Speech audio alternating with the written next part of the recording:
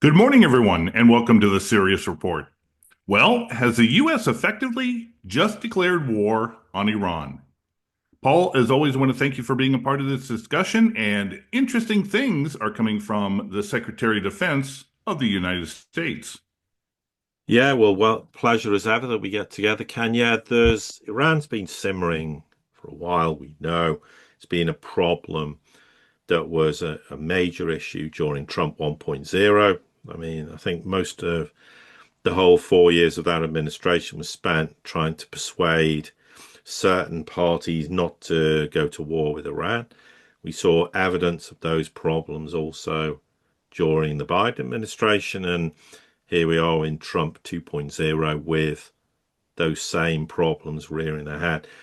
But what's making things far worse now is these totally contradictory stances that members of the Trump administration have with regards to Iran, the rather disturbing statements made, as we'll come on to, and another development that's just unfolded with regards to these informal, or more I say indirect, nuclear talks between the United States and Iran. And this is therefore, for me, becoming a huge problem because when you have an administration who privately might have differences of opinion, it's one thing. It's quite another when you have an administration who's publicly making very different statements. Now, I think before we get into the very inflammatory stuff, it's worth putting some background onto this because this highlights rather eloquently this rather disjointed kind of approach and attitude in the Trump administration, because there's this statement with regards to enrichment of uranium, and the Iranians came out and rejected a demand from the US to say you'll have to rely on imported uranium. They've insisted they must have their own capability to enrich uranium for civilian nuclear program, of course, and rejected this demand in certain quarters that Tehran must rely exclusively on imported nuclear fuel. Now, there was recently this third round of talks in Oman, and that started to become a bit of a problem in terms of negotiations. What they're basically trying to do is reach this agreement that would prevent or stop Iran's capability, in inverted commas, to manufacture a nuclear warhead. And in return, they get some economic sanctions. It's kind of a replay of the old JCPOA, which stupidly, of course, the Trump administration walked away from. Now, Rubio has this plan, which is a compromise between those inside the US administration who say the only way to stop Iran's path to a nuclear warhead is to dismantle its entire nuclear program, and those that say Iran should be allowed to enrich uranium to the level that would apply to civilian nuclear programs and will be subject to the usual IAEA inspection. Now, of course, where the problem is, you've got people like National Security Advisor Mike Waltz, who's said that Tehran must agree to the full dismantlement of its nuclear program. And Rubio recently said if Iran wants a civilian nuclear program, they can have one just like many other countries in the world. But he said Tehran will be required to import this enriched material. So he's trying to have a compromise, but Tehran's going, that's not a compromise. And interestingly, of course, Iran's chief negotiator, Arakchi, came out and said, if America's only demand is that Iran doesn't have nuclear weapons, that's perfectly fine. But it is impractical and illogical demands, then we're going to have this problem. And that relates to, of course, having their own nuclear enrichment. So therein starts to be problems. And as far as Iran's concerned, they have the right to be treated equally. And as a signatory, of course, of the Nuclear Non-Proliferation Treaty, they can produce fuel for their own nuclear power plants, and they shouldn't be treated as an exception within the framework of this non-proliferation And they're absolutely correct. And they've all said, we've got nothing to hide. Look, we signed the 2015 nuclear deal. We didn't walk away from it. The United States does. And this ties in with the fact, of course, Iran has these long-term plans and to work with the Russians to build probably at least 20 more nuclear plants. And therefore, if they were to agree to these terms, that would put these projects not on hold, it would just scrap them. Meaning there's tens of billions of dollars equivalent in these contracts would vaporize. Whereas if the US actually allowed them to do it, incredibly, the Iranians have said, look, to the US, if you want to bid for these projects, you can do so. You know, you can make huge amounts of money. We're not just going to necessarily say to the Russians, you can have everything. You know, if you put in a tender and it's acceptable to us, you can have the business. I mean, so they're trying to, compromise with the US in ways that you wouldn't necessarily have expected. But then it's interesting when you get the former CIA director, William Burns, coming out and saying, I don't personally think that this Iranian government is going to agree to zero domestic enrichment. And he said in the comprehensive agreement, meaning the JCPOA, that was limited to under 5%, which is what you absolutely do need for a civilian program, not for a weapons program. So that's going to be one of the big challenges. Absolutely. So you have all these contradictory statements. I mean, and then we come on to, and I'll park it for now so then you can come in, Cam, before we get into the meaty stuff and why suddenly we have to be extremely concerned legitimately about the US stance. And there's two big points I want to raise in that regard. Yeah, it's fascinating what Hegseth, and I won't mention it yet, we'll get into it in a moment, had to say, especially in light of what happened earlier this week slash last week. Certain agencies, were wanting the U.S. to go after Iran, bomb Tehran and force them into capitulation. But cooler heads said, no, we're in the process of negotiations. Let's continue and see how this goes. And the fascinating thing as well is Iran has been, as you mentioned, open to these negotiations. But there's a big difference also is that Iran has signed a military as well as economic pact partnership with Russia. And this has occurred since the JCPOA was created, signed, agreed, and then summarily dropped. So this isn't just simply the U.S. trying, having the ability to put their dominance on Iran and force them to capitulate. Now, look what happened when that explosion at the port. It only took a couple days, and Iran came out and said, "Hey, you know what? This was not sabotage. This was not some foreign entity. This was our, bad safety protocols. So don't worry about it. We're not looking for repercussions." But Russia immediately sent down, aircraft and some military advisors to protect and sort of secure the situation. So this is how quickly things will escalate if the U.S. decides they want to put down the screws on Iran.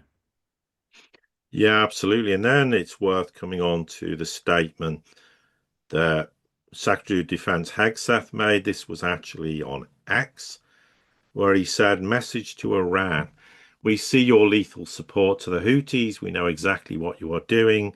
You know very well what the US military is capable of, and you were warned.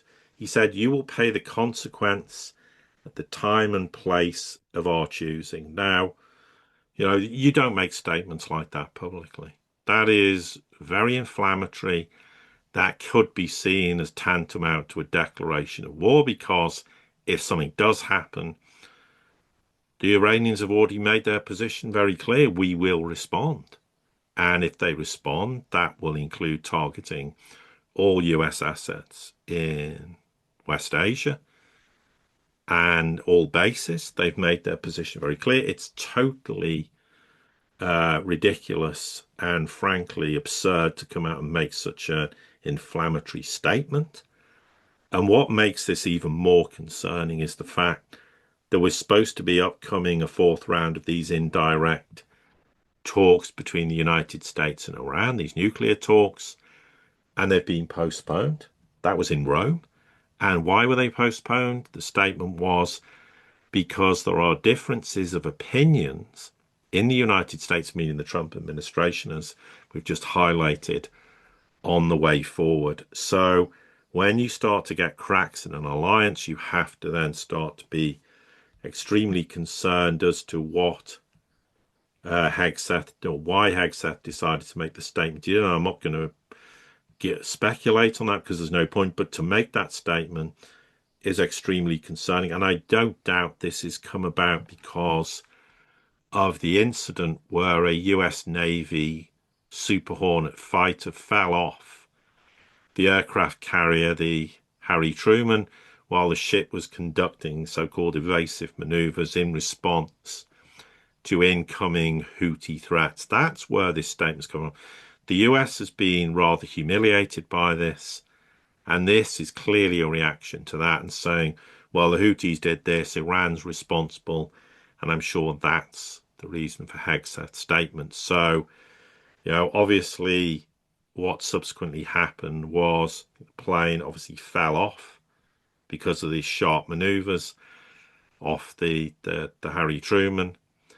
And that is deeply embarrassing for the United States because, they made this hard turn because of Houthi fire.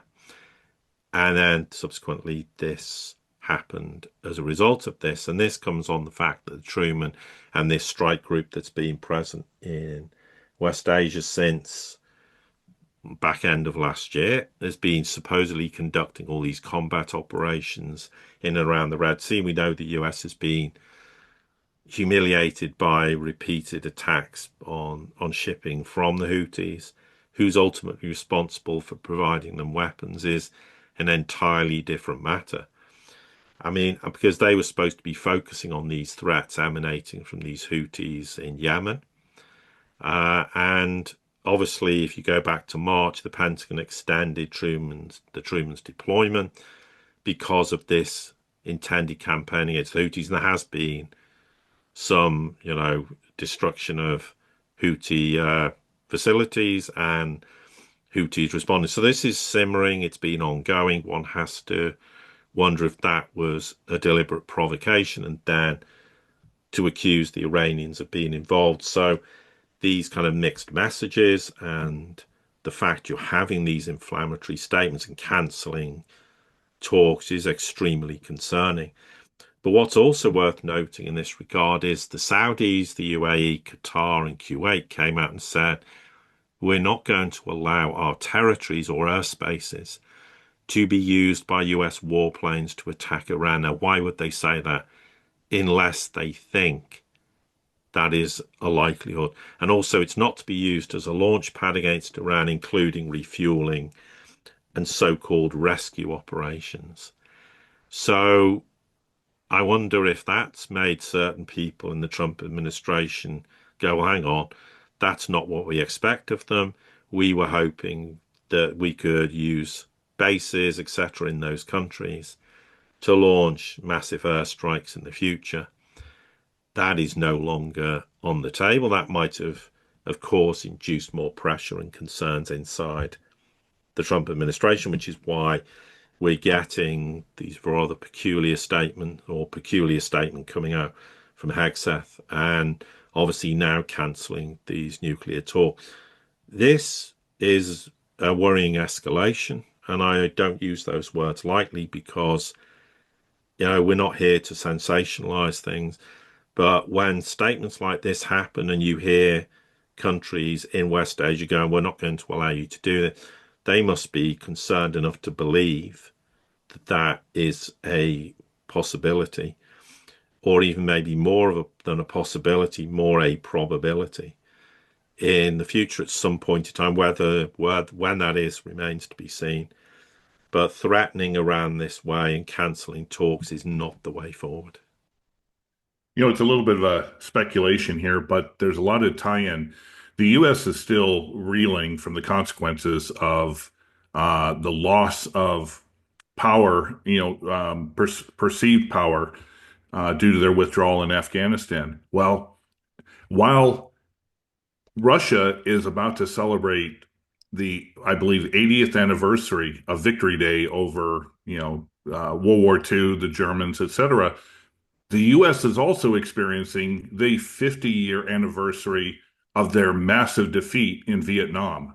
The Saigon, the images almost very similar to what we saw in Afghanistan with the aircraft pulling off the tarmac to leave. The same thing with the helicopters off of the embassy in Saigon, which pretty much, showed the defeat of the U.S. in that war.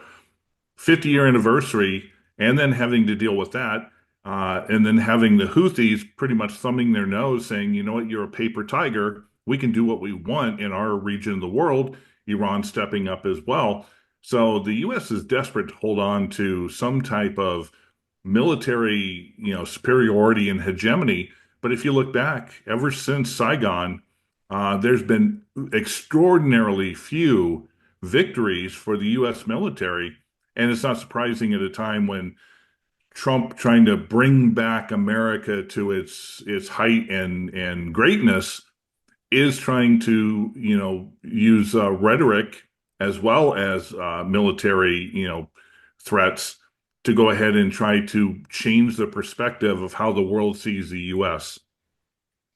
Yeah, absolutely. And another point that's interesting is French, British, and German diplomats are supposed to meet with Iran tomorrow in Rome, of the same place. And this is to have discussions on nuclear negotiations. And this is also after talks the Iranians have had with Russia and China.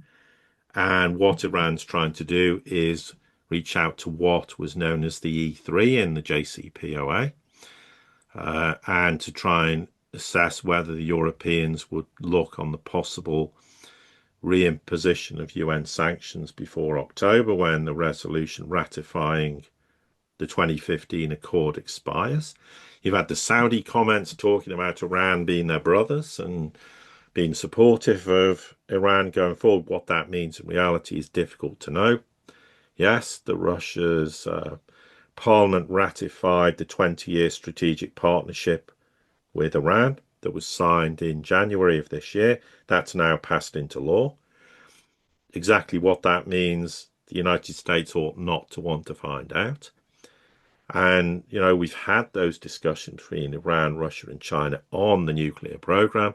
We know China has a comprehensive strategic partnership also with the Iranians. That goes back to 2021 when they signed a $400 billion investment project program that included, discounted oil for infrastructure and technology. Beijing buys about 2 million barrels of Iranian oil in the month of March. There's significant increase in bilateral trade. So China's trying to backstop them, get around sanctions. The Russians are trying to support them. The Saudis are offering some degree of support. What that means in reality is debatable, not the kind of support I'm alluding to with China and Russia. Europe seems to be saying, well, we need some resolution on this, rather like all the problems that happened with the JCPOA.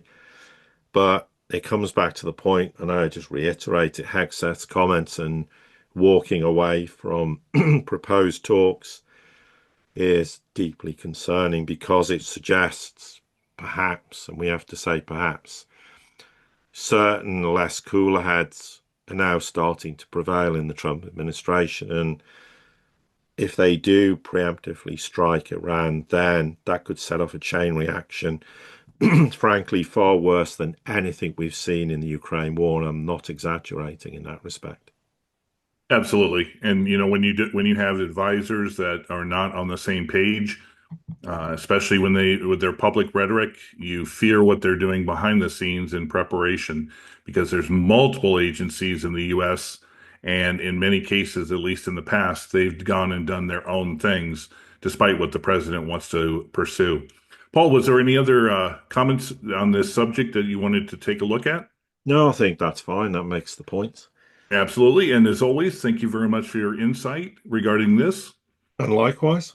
And to everybody here at the Sirius Report community, thank you as always for your support. Don't forget to like, share, subscribe, comment, send this out to anybody you think it might be important to. And until the next time we get together, have a great day.